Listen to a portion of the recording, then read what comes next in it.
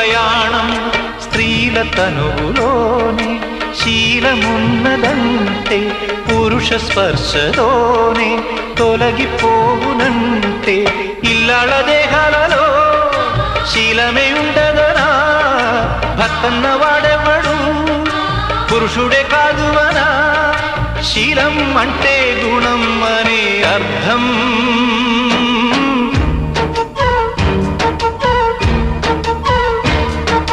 నువ్వేమి చేశావు నేరం నిన్నెక్కడంటింది